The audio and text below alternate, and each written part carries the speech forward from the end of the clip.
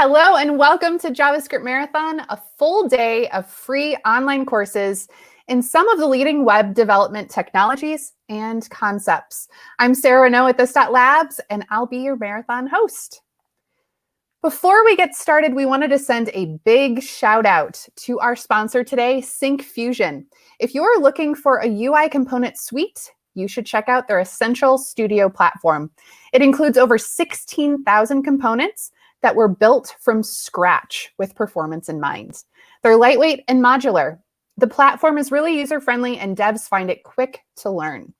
It offers pixel-perfect built-in themes that are available in Material, Bootstrap, and Fabric designs, and an accessible high-contrast theme, which, speaking of accessibility, all Syncfusion controls are touch-friendly and render across desktops, phones, and tablets, which makes it a great tool for those using adaptive technology. So if you want to make your devs' lives easier and you're working with JavaScript, JS frameworks, ASP.NET, Flutter, Blazor, just to name a few, I definitely recommend checking out Syncfusion by visiting syncfusion.com. We have a ton of upcoming events. State of Angular is live next week, Thursday, April 1st. We also have GraphQL Contributor Days coming up April 13th. Modern Web State of Application Monitoring is live on April 20th. And our monthly Mentoring Women in Tech returns on April 21st. For more information, subscribe to our newsletter, The Lowdown, for our weekly updates, or follow us on Twitter at This.Labs. JavaScript Marathon is back in May. We have another round of incredible sessions with experts in the dev community coming back on May 19th. Stay tuned for updates at javascriptmarathon.com. Our next session, deploying a GatsbyJS powered front end using AWS with Matthew Pagan. Matthew, welcome to JavaScript Marathon. Hello, everyone. It's a pleasure to be here, and I can't wait to demystify AWS for you all. You can find Matthew on Twitter at MastaPegs. I'm going to drop that in the comment section, and I will let Matthew take it away. All right. Hello, everyone. Again, my name is Matthew Pagan. My goal today is to demystify AWS. I'm kind of, in my time growing up from a baby to a developer, I came across a lot of cool tools like Versal and Netlify. And these tools really make it easy to deploy your stuff online. But sometimes you want more toggles and you want more switches. And I wanted more toggles and switches too. And that's when I started dipping my toes into AWS. So if you look in the background here, you'll see I'm already in the AWS console. My end goal is to deploy a Gatsby site here for you guys today. And let's see if we can make that happen without breaking stuff. All right. So let's pull up my command line. And we're literally just going to jump right into some coding and deploying. So if anyone has used Gatsby, it's really easy to set up a site. npm init Gatsby, enter. It's going to ask us a bunch of questions, and it will make the site for us. JavaScript Marathon. Enter through all the stuff. We're just going to make a very basic site. While this deploys, I just want to give a little heads up. I'm going to be asking in a few minutes to anyone who's on chat to see if anyone wants to introduce themselves, say hi, say their names in chat, and we'll render a list of people who are participating in today's JavaScript Marathon. Anyway, back to our CLI. It should be finishing shortly. The moment it's done, we'll load it up in VS Code, and we'll clear out the default template, and we'll render some fun stuff. While we wait, there's one big workhorse that AWS has that we're going to be leveraging, and the primary service we'll be using is S3. S3 is a pretty awesome service. It'll handle deploying our site for us. What it is an object storage service that offers incredible scalability, data availability, security, and performance. It's a very nice place to store your stuff. nice enough that Airbnb uses it, Netflix uses it, Pinterest uses it, Spotify, Amazon, obviously, Instacart, Reddit, Lyft, among many other companies use S3. It's a very fantastic service. So going back to our command line, Gatsby's done. Let's load it up in VS Code. We'll CD into it. We'll open up code and we'll take a look at what we got. We have source. We have our pages index. This is our entry point right here. Let's deploy it. Oh, let's run a development environment. Yarn develop.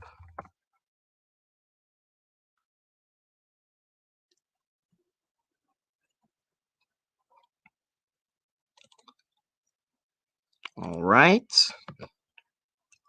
We have our development bundle almost done.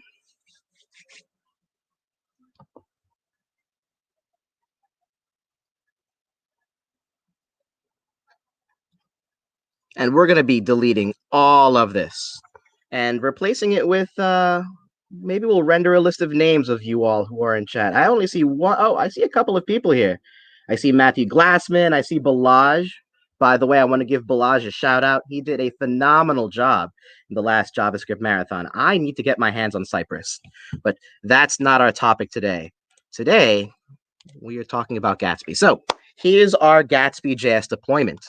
Let's erase this page and replace it with something a bit more fun. All right, here we are. We don't need this. Let's delete all of this. Import React from React. Const index page is equal to return.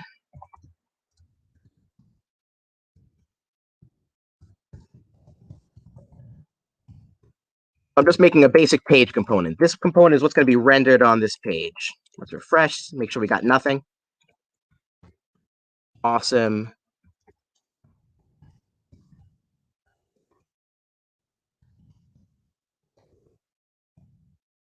All right, we didn't break anything. Awesome. So now I'm just going to go through chat.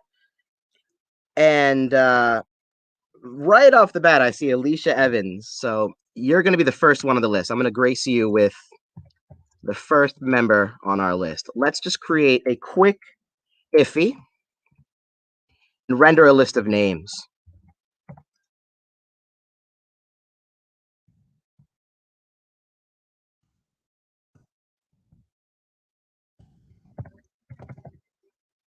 Let's start with me to make sure I don't break everything.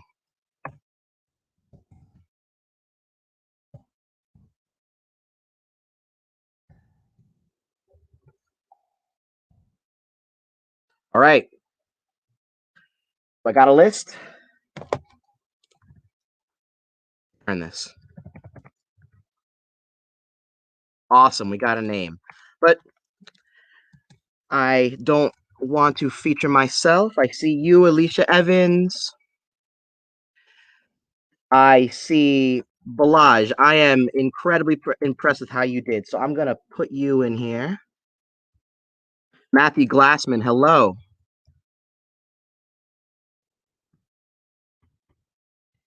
Effa, I really hope I'm pronouncing your name right.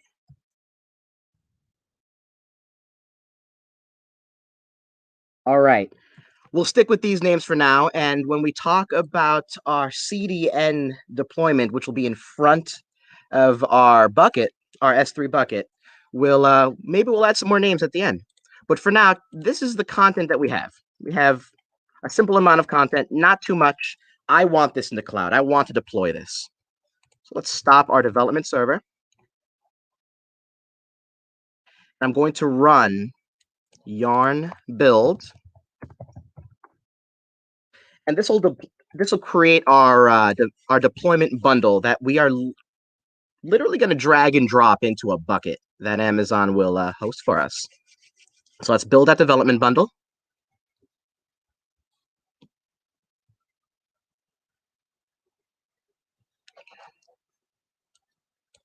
And let me zoom in a bit for you guys in case this is a bit small.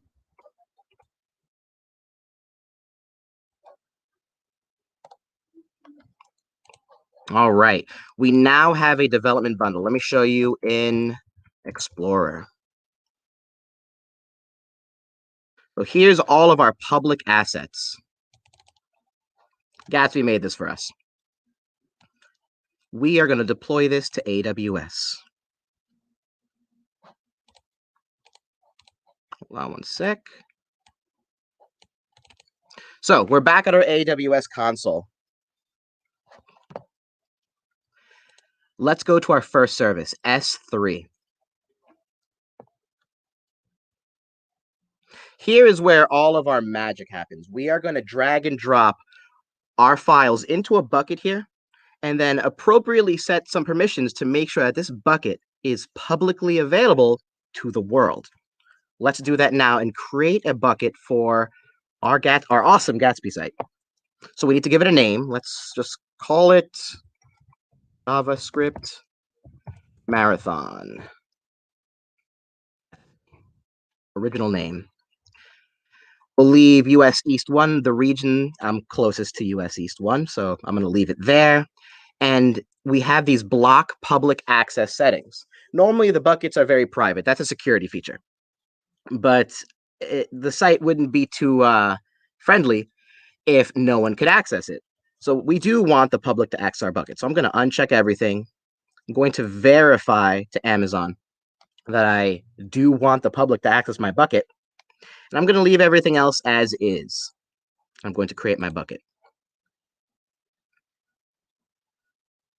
All right, JavaScript Marathon Gatsby, here we are. So here's our empty bucket that does absolutely nothing. Let's upload some content to it, and then we'll tweak some security settings so that we can see our stuff.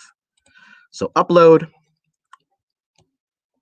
and here it's just saying we can drag and drop the stuff we want right in there. So let's do that. I'm going to select everything in here. I'm going to drag it over. So far, so good. I'm just going to upload all of this stuff. While this uploads, you'll notice that I'm doing everything manually. I'm drag and dropping my bundle to the bucket. Later on, I'll do a couple of other things manually. But I want you to know that everything that I'm doing physically, manually, by pointing and clicking on the console, can be done using Amazon's software development kit and also Amazon's command line interface. Those are great tools that can help you do all of these things with just simple package.json scripts. But everything's uploaded. Excellent. Here's all of our files from our bundle. Now let's go to properties and change a couple of things. I clicked on the properties tab. I'm scrolling all the way down, and I'm going to static website hosting. Right now it's disabled. We'll edit this. We will enable the hosting. I'm going to leave these at its default, and I'm going to point the index document to index.html, and I'm going to point the error document to 404.html. Gatsby generated both of these for us in our bundle. 404 index. I'm going to save changes. There is something else that we need to do, but I'm not going to do it yet. And it's these permissions. I want to show you what will happen if we forget this one little step. So we'll go back to our properties. We'll see that the static website hosting is enabled, and we even have a link. Like I said before, though, we're missing a step, so let's see what happens if we click on this link. Boom, forbidden. We don't have access. This is a security feature. Amazon is very tight with their security, and we have to do one more thing before we can access our site. So let's go into permissions. It's this bucket policy that we need to edit. So I'm going to edit the bucket policy. And I don't know the policy by heart. I could copy and paste it, but that's no fun. Let's use the policy generator to create it for us. All right.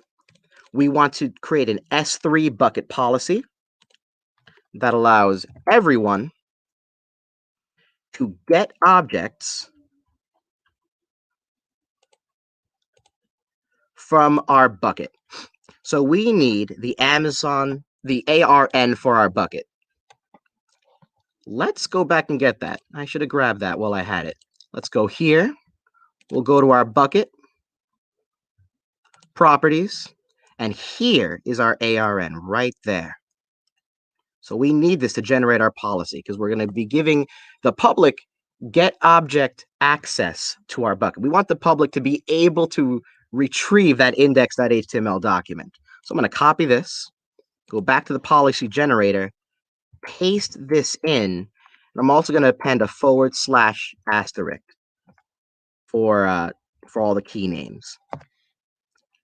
I'm going to, I think that's all that we need. Generate the policy, and here is the policy that we're going to copy and paste. I'm going to copy this, go back to our console, go back to permissions, edit the bucket policy, and I'm just going to paste that in. There we go. We're going to save these changes. And now Amazon is warning me in big red letters, careful, this bucket is publicly accessible, which is what we want. We want this bucket to be publicly accessible. Let's try our link now. You see this forbidden link? Let's refresh. And bam, this site is live. Not secure, as you can see, because we're not done yet, but we are live. I'm curious if anyone else in chat sees this. Feel free to introduce yourself and say hi, and we'll update this with a few more names later on after we've put a CDN in front of this. So, with this done, our next step is we really want to put a CDN in front of this. So that way, anyone in the world can access our site quickly without latency. Right now, the site is only kind of, if you're located in the eastern seaboard of the United States, awesome, you're going to get some decent speeds. But I want everyone on Earth to have decent speeds. So we're going to go to our next service now, which is Cloudfront. And we are going to create a distribution.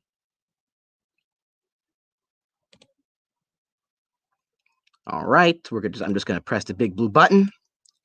And we created the JavaScript Marathon Gatsby bucket. That's what I'm going to plug into our origin domain name. It's going to automatically auto-fill the origin ID.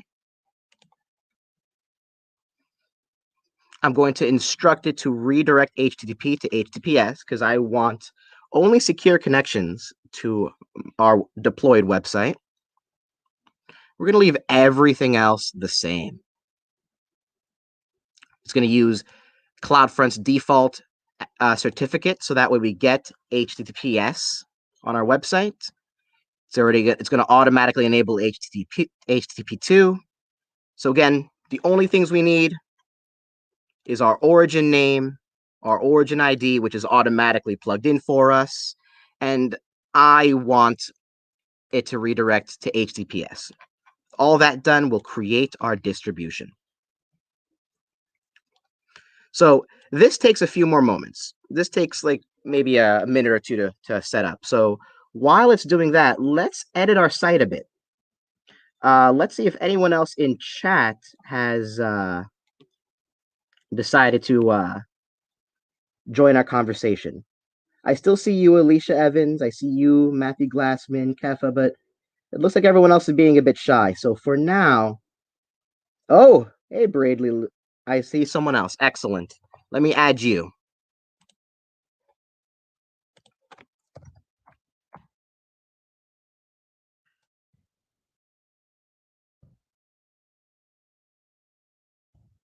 Excellent. All right. So I'm just going to build another yarn build. I'll create another production bundle for us, and I'll hold off on uploading it until later on. I'm basically just killing a little bit of time while we wait for this Cloudfront distribution to finish its job. I don't need localhost up anymore for the moment. So while we're waiting, I wanted to review the rest of the services that we're going to be using for this. So I've talked about S3. That's where we're hosting our static content, our HTML page, our CSS files, our JavaScript files. We're using AWS Cloudfront to put a CDN in front of this bucket. What we'll do after the CDN is done, and we get to enjoy really fast speeds to our website, the next thing we're going to do is we're going to basically point a subdomain of mine to this, which will basically be our last step. We're going to point a subdomain to it using Route 53. I've already provisioned an SSL certificate using Amazon Certificate Manager, which I'll show you right now. I'll be using my personal domain name, which I moved over the other day. And if anyone has a unique, interesting JavaScript marathon themed subdomain, I would love to use that and have that point at our site. So to anyone in chat, feel free to use your imagination and come up with a great subdomain for us to point to this. I'm looking at our chat right now, and Ramesh Mavuluri, I hope I didn't butcher your name. I see you in chat. Let me add you to our production bundle.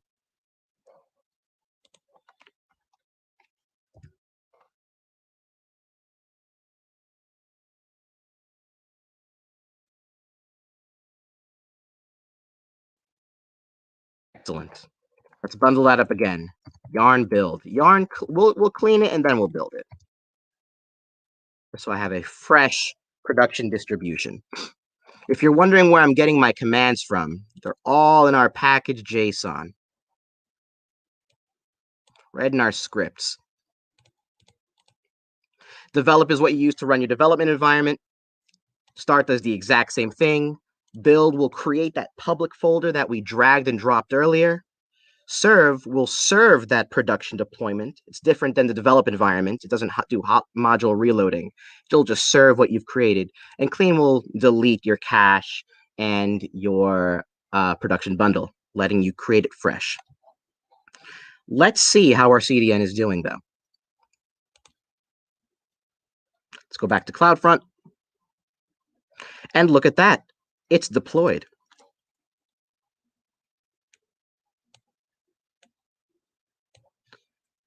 Let's see if this works.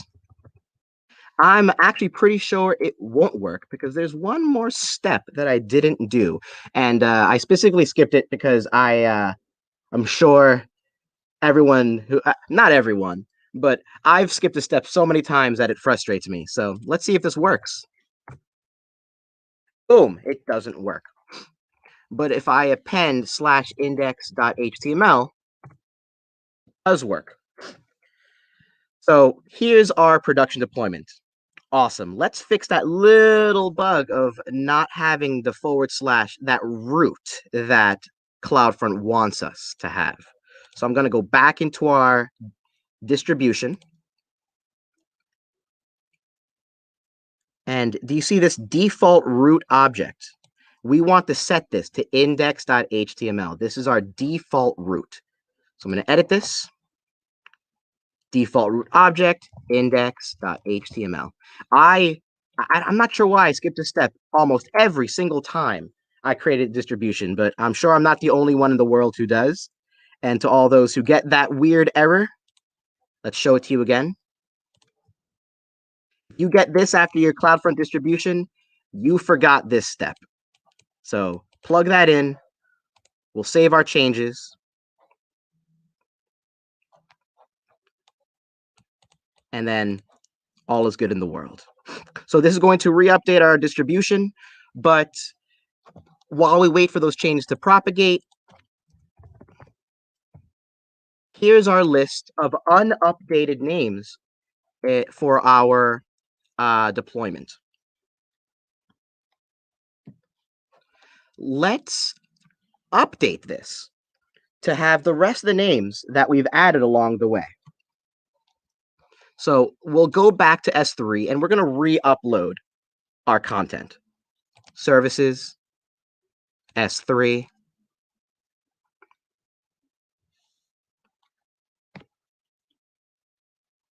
And I'm still looking at chat. I don't see any creative subdomains there. So if anyone's feeling lucky, feel free to spit out a JavaScript marathon friendly name for me to point to our distribution. If not, I'll come up with something.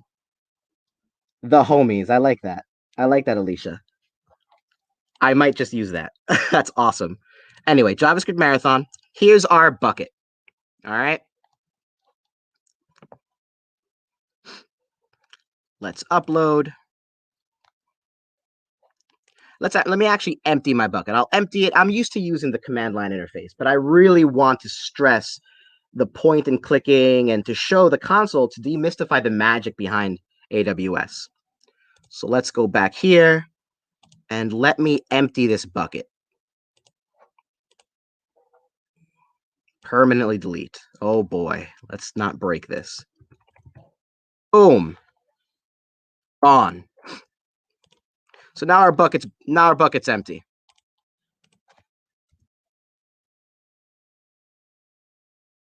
All the stuff is gone. Oh well. Now we'll re-upload our new content. Here's our public folder. Here's all of our assets. Let's upload it.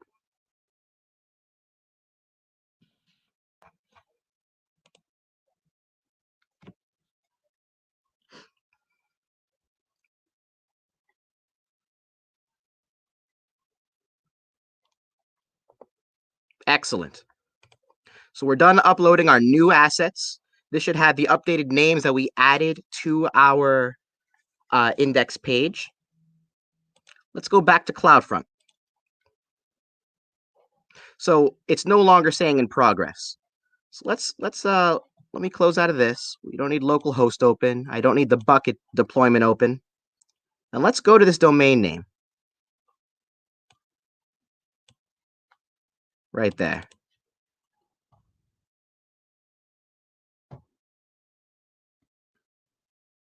M. And that solved our issue with the /index.html. And we also have our new names, which is awesome. I want to add a bit more content because there's something else that I want to test, which is not a detriment, but an awesome feature of CDNs. And I want to talk about cache invalidations because sometimes you guys will notice, oh, wow, this is cool. I'm getting awesome response times to my deployed website. But my content isn't changing. I just uploaded some new content. How come I'm not seeing it? So let's see if we can run into that issue ourselves.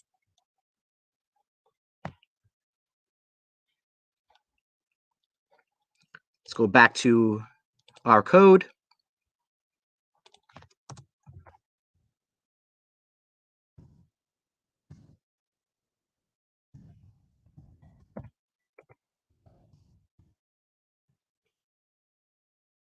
Let's rebuild.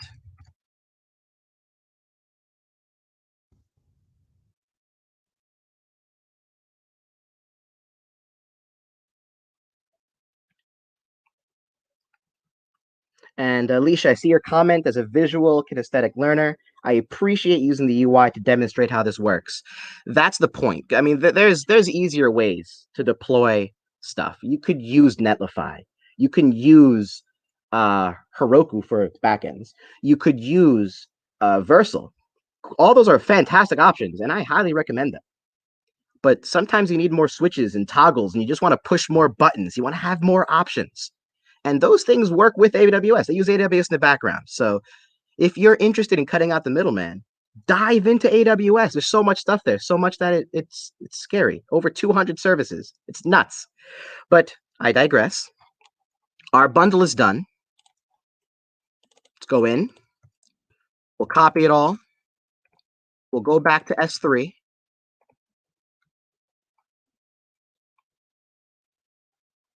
Let's empty our bucket.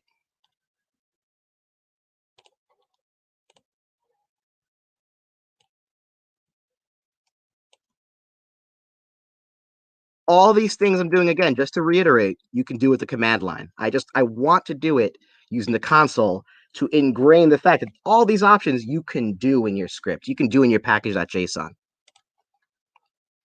All right. Our bucket's empty. Let's upload our bundle.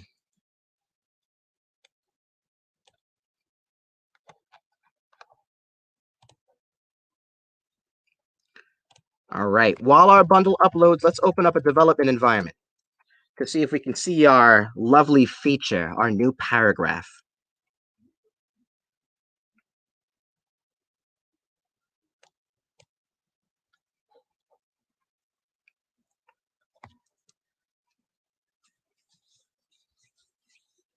Almost. I'm really stressing my Core i5 processor today, it looks like. But it looks like it handled like a champ, and we have a new feature. That's awesome. Let's check our Cloudfront distribution. Let me hit refresh. Oh, I saw something. I saw something for a second. Where'd it go? Let me do a hard refresh. Where is it? There it is. And now it's gone. So these kind of issues happen a lot when you're working with a CDN, and it's because of the cache. Sometimes I'm seeing it, sometimes I'm not. There it is. Hold still. There it is. I'm going to refresh again, and it's gone. Refresh again, it's gone. Refresh, refresh. This is so strange, right? Why is that happening? And it's because of the cache. We're serving this to different parts of the world, and even though we updated our bucket, the different CloudFront endpoints may not have updated their cache to show off these changes. So what we want to do is we want to tell CloudFront, hey, can you erase your cache and just re-update everything so we have the latest and greatest goodness? So we're going to do that. We're going to do that ourselves. We're going to update. We're going to invalidate the cache. So we'll open up CloudFront. We'll go back into our distribution. And we are going to go to Invalidations. And we're going to create an invalidation. I'm going to say everything. Validate it all.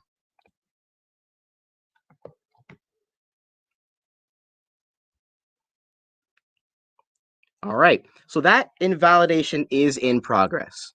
Again, if I hit refresh, I hit refresh, I hit refresh. Wait, I'm seeing it consistently now. That invalidation really did the trick. I'm smashing that refresh button, but my content is reliably staying on screen, which is great news. That's awesome. I'm looking back in chat, and I don't see any new faces yet, but I do see an awesome conversation happening.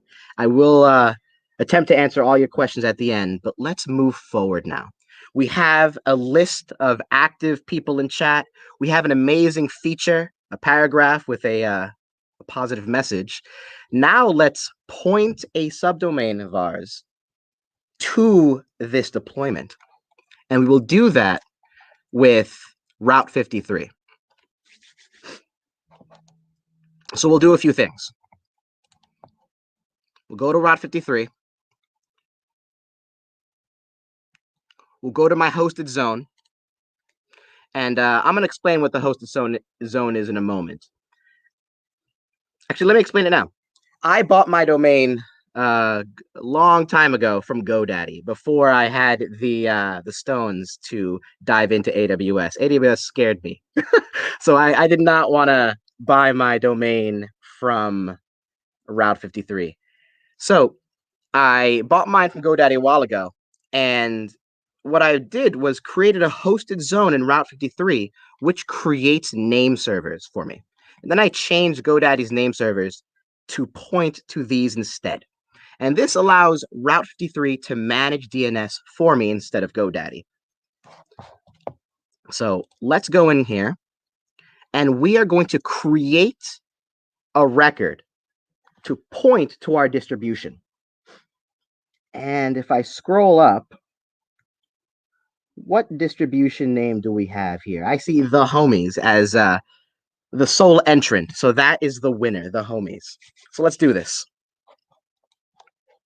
We're going to create a record. I'm going to leave it here to use the wizard. You can use Quick Create if you are an awesome developer, unlike me, and know how to create DNS records like that. But I need a bit of hand-holding. So we're going to switch to the wizard, keep it at simple routing. I'm going to define a simple record, and I'm going to type in the homies. I'm going to leave it as an A record type, and I want it to point. I'm skipping a step, actually, because it's not going to know what I want to point it to. So here I'm saying I want to point it to a Cloudfront distribution, and I'm not finding anything, right? So let's go back. Instead of going to Route 3, we're going to go right back to Cloudfront.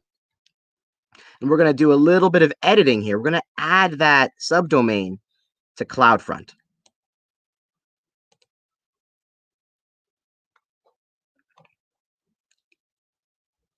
We're going to edit this.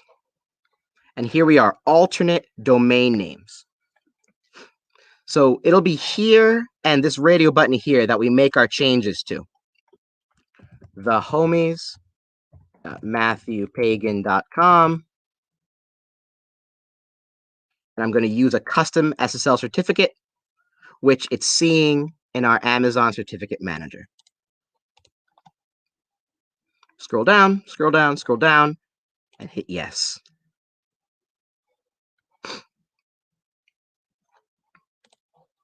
And now it's editing our CloudFront deployment with our new CNAME records. So now when we go back to Route 53, it's going to see, hey, there's something matching thehomies.matthewpagan.com. Let's point to that distribution. So when anyone types that in around the world, they'll go here. So let's do that. We'll come back to see when this finishes, but let's reroute to Route 53. We'll go to our hosted zone. We'll click on my name. We'll create a new record. Again, you can use Quick Create if you're better than me, but I'm not that good. And we'll define a simple record. The homies.matthewpagan.com. We'll route it to a CloudFront distribution. And look at that. Now it's showing that distribution. I'm going to click it and define that record. So, God willing, the homies will point to our deployment. We'll create this record. And it's one of these two. Let's go back to our CloudFront service and see how the update is going. It's still in progress. While it's in progress, let's test it out. Right? Let's break things. As Miss Frizzle said, make mistakes, get messy, something like that. So let's try it. The homies.matthewpagan.com. Boom! Look at that. If anyone wants to try this at home, feel free to type in along. Go to thehomies.matthewpagan.com and check out our deployment. So I kind of want to summarize the list of services that we used. We used S3 to host our content, to hold on to all those assets for us. And it does so in a cheap, scalable manner. Here's all of our files that we got from our Gatsby build. We use CloudFront to stand up a CDN in front of that deployment, making it a fast experience for all users globally. We used Amazon Certificate Manager to create, and I didn't talk about this yet, but I'm going to right now. We used Amazon Certificate Manager to create an SSL certificate for us. If anyone's familiar with Certbot and running Linux servers, this is how I had to do it when I was using my Linode servers, using DigitalOcean. I'd use Certbot to create my SSL certificates for me. In this case, I don't have to use a command line. I just point and click, and it creates my certificate for me. We didn't go through these steps, though, because I didn't want to kind of wait for any DNS issues, so I kind of pre-prepared this for us. And we use Route 53 to ensure that we route our global users to the correct assets. In this case, our Cloudfront distribution. Here's the homies record, and here's our deployment. Oh, that was a very quick and a very dirty introduction to AWS with the goals of she's a beaut. I love it. Bradley or Bradley. I love it. I love seeing that. But that was the goal today. The goal today is, what's the easiest way to deploy stuff? No, there's a whole lot of easier solutions to deploy stuff. Amazon even has a phenomenal competitor to Netlify and to Versal. They have AWS Amplify, which can set up a back end for you, a front end for you. So it does all that stuff for you. But again, I want everyone to have an opportunity to dive into AWS real quick and just to have a quick and easy understanding of the stuff that's happening in the background. So with all that being said, I think we're ready to take some questions. So let me hop back over. Hello, everyone. Hello, Sarah. Hello. Awesome presentation, Matthew. You are a master at getting people engaged. So we do have a couple questions. So let's actually go back. I think Kefa, I'm hoping that I'm pronouncing your name correctly. Is it easy to go back and change some of those configs at the first part that we kind of, had an overview of? All right. So I think kind of what I'm wondering is, what configs are you thinking specifically? Are you thinking Gatsby configurations, which there weren't really any? It created it all for us. Are you thinking of an AWS configuration that I had created? Let me look in our chat, Kefa, to see what you say. Yes, we'll give Kefa a couple just minutes to kind of, come back, and we can go to another question while we're waiting. So Alicia Evans, I assume Gatsby develop was already aliased for you, and that's why you could run yarn develop. Is that correct? That is absolutely correct. In fact, hold on one second. I just want to re-show you what I had, Alicia. Hold on a sec. All right, where are we? Here we are. We don't need this. We don't need this. So when we ran npm init Gatsby, it scaffolded out our entire project. It created a source folder that has a pages folder that can have any number of pages for our Gatsby site. We didn't really get into the guts of Gatsby and create and show how Gatsby can do some client-side linking between pages and create multiple pages. But what it did do for us is create all these scripts for us.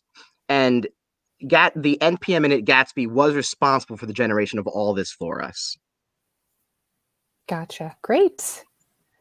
All right, let's get to our next question. So we did have a response from Kefa, so let's go back to that question. You just accepted default options. Is it possible to either rerun the init or change the settings? So that's a good question. What the init does, and I'm not too sure of this, but I have a very confident feeling I know what it's doing in the background, and it's setting up Gatsby plugins.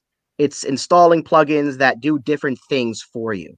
One of those questions it asked is, do you want a CMS like Netlify CMS or WordPress headless CMS or Contentful?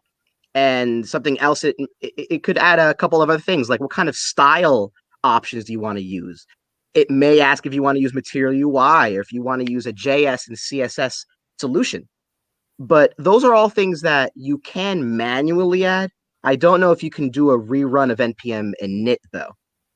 Gatsby is pretty awesome in the documentation, and it is fairly easy to add new plugins to your project.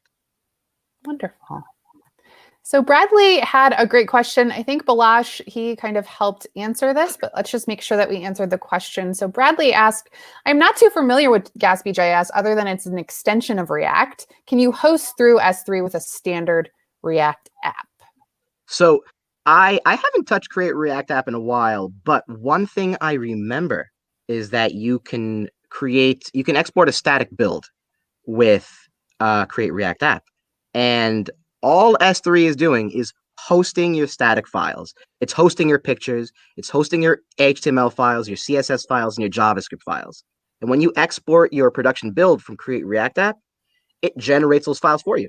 So it's the same thing. You just use that generated bundle and you drag it and drop it, or be more awesome than me and use the CLI and SDK and sync it to your bucket.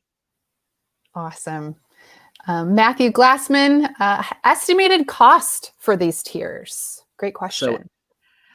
So that's a fairly good question. And I know AWS has a generous free tier. So great to know. if you're kind of hesitant in diving into AWS, dive in, enjoy their free tier, and feel the power that all these other companies are experiencing when they dive into AWS themselves. It gives you so many options, and it's very inexpensive. In fact, so inexpensive that I remember looking at my bill and saying, oh my God, my bill's at $1.50 this month. Oh my Lord. Outrageous. How am I going to afford this? It's $1.50. And half of 50 cents of that was that hosted zone. Wow. That because I bought my domain from GoDaddy, I had to create a hosted zone to manage my DNS.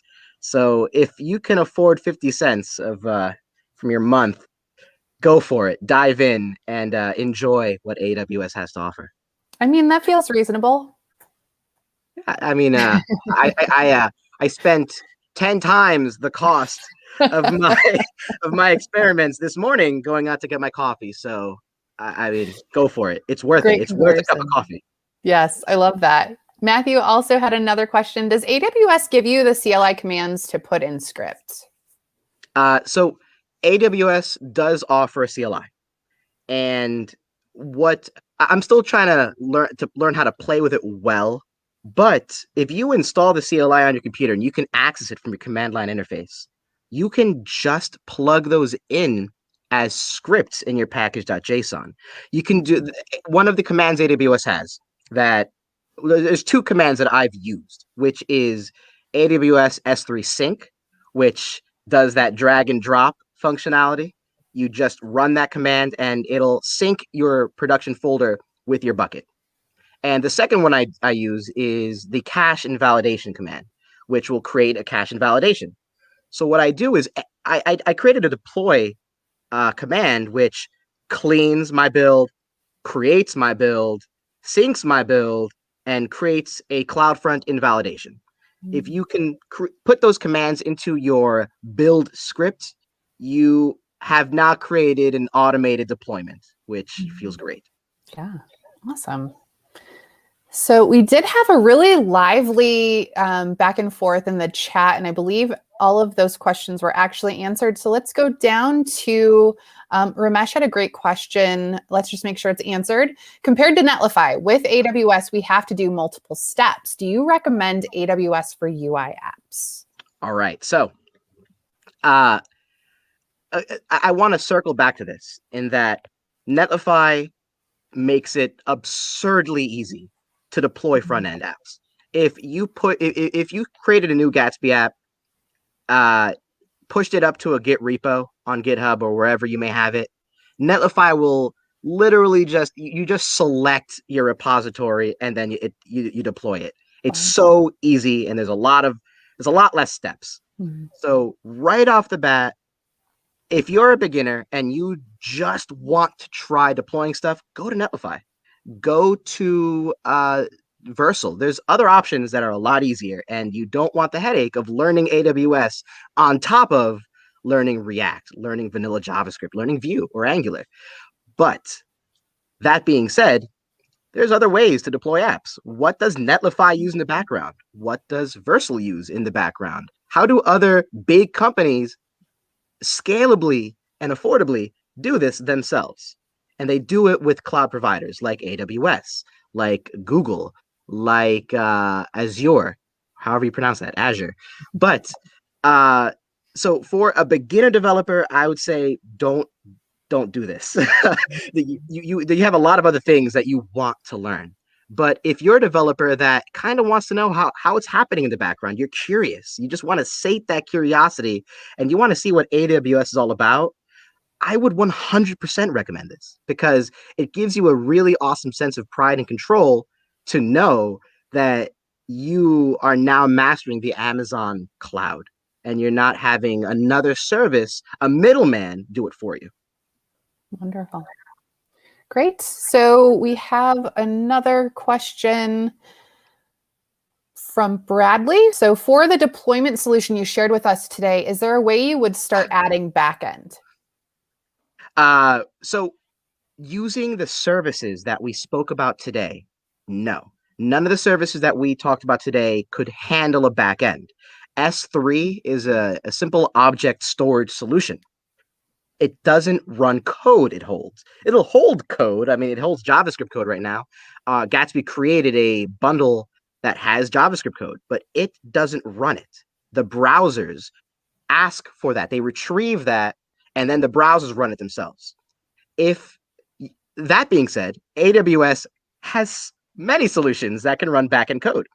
For example, let's say you wanted to stand up a full stack application and you didn't know what to do or where to start.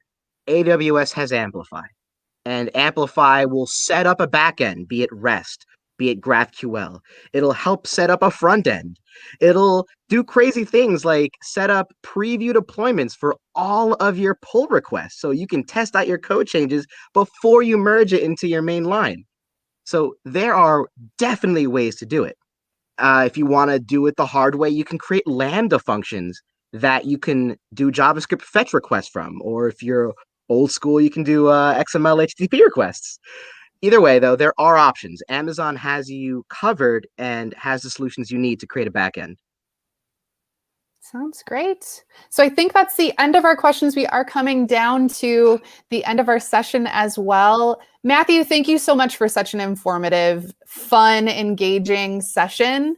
We are going to be back 11 a.m. Pacific time with Nicholas Steenhout. He is going to be doing a session on accessibility. So come back soon. If you have any further questions or if you're looking at this later, get a hold of Matthew. We did share his Twitter handle in the chat, Mastapegs. Get a hold of him if you have any other questions, and thank you so much for coming. And we'll see y'all soon. It was a pleasure having you all. Take care.